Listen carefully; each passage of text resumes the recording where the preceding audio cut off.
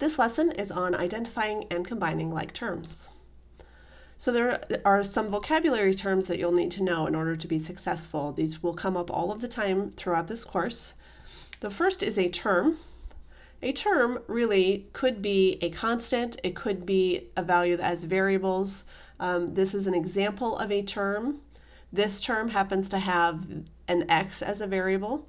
Or an x squared in this case. A constant would be if my term was, say, 8. So really it's just one value, one digit, whether it includes a variable or not.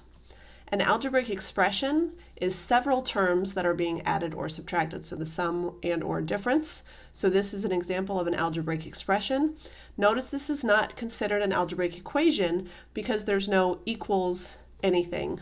So that would make it an equation rather than an expression. So this is an expression because there's no equal sign. A coefficient is whatever number is in front of a variable. So in this first term, that's the 5 is a coefficient. In this term, the -3 is the coefficient. This term, 2 is not a coefficient because it's not being multiplied by a variable. 2 would just be considered a constant. And like terms, in order for two terms to be like, they need to be the same variable and the same degree. Degree meaning whatever the exponent is must be exactly the same, in which case we would add the coefficients or subtract them based on whatever operation they tell us to do. So first we're just going to identify like terms. These two terms are considered like terms because it's a t squared and a t squared. These two terms are not considered like terms because this is an a to the first and this is an a to the second, and so they're not like. These two terms are like terms. This is a constant of 4. This is a constant of 7 squared, which we could also write as 49. Those are regular numbers with no exponents or no variables, excuse me. My next one, I've got 24x squared y and 1x squared y. And again, x squared y is the same on both, so they are like terms. And my last example here, these are not like terms because this is d to the first and this is d to the second, which makes them not like terms. Go ahead and try this page on your own, then press play to see how you did. For the first, yes, these are like terms. They both have, oh, just kidding. Go ahead and try this page on your own, then press play to see how you did. My first one should be a no because a squared and b squared obviously are not like terms. My second example, a to the first b squared, a to the first b squared, so yes, these are like terms. My third example, this is p and this is np, so that addition of the n in there makes it so they are not like terms anymore. My next example, x squared y to the third, x squared y to the third. Yes, those are like terms.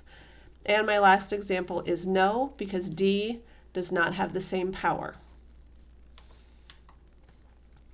Let's take a look at combining like terms. When we combine like terms, again, we'll follow the order of operations and then we'll just combine things that are like.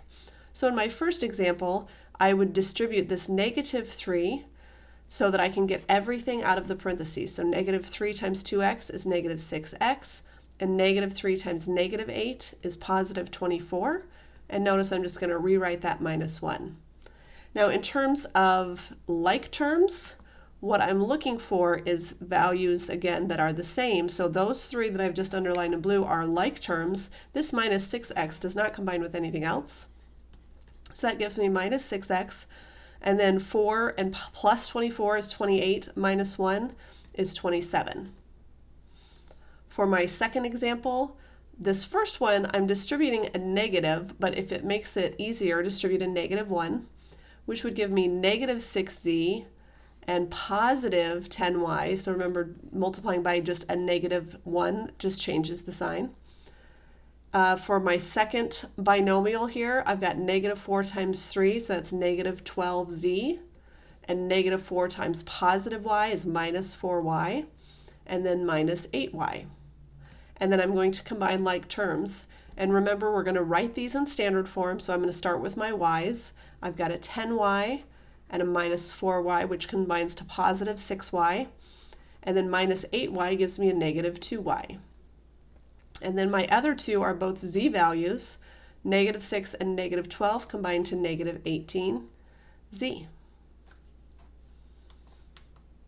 Here are two for you to try on your own, so try them, then press play to see how you did.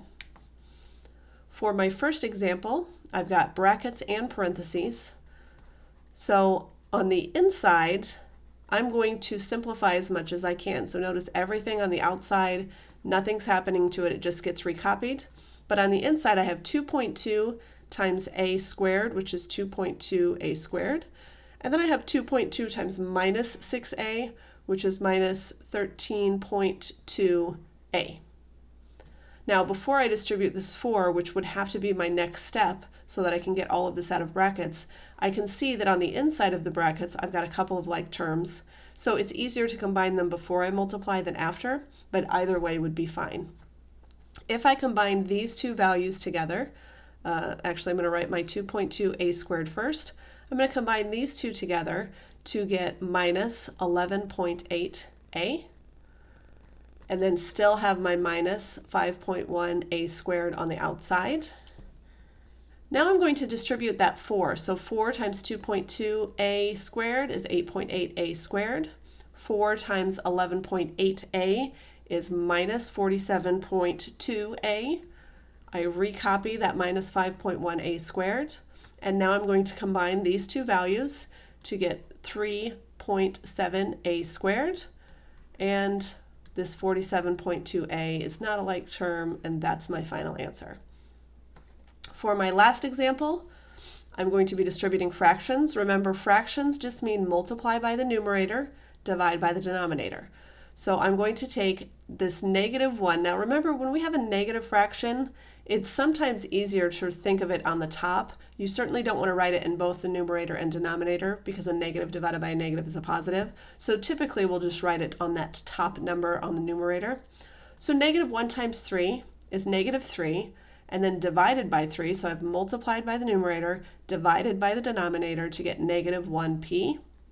And then I do the same thing here. Negative 6 times negative 1 is positive 6, divided by 3 is positive 2. And then same thing is going to happen on my second expression. I've got 12 times negative 2, again, KFC. Negative 2 times 12 is negative 24, divided by 3 is negative 8p. And then negative 2 times 3 is negative 6, divided by 3 is negative 2. And then I'm going to combine like terms. So these two combine together to give me negative 9p, and positive 2 and negative 2 combine together to 0, and so negative 9p is my final answer.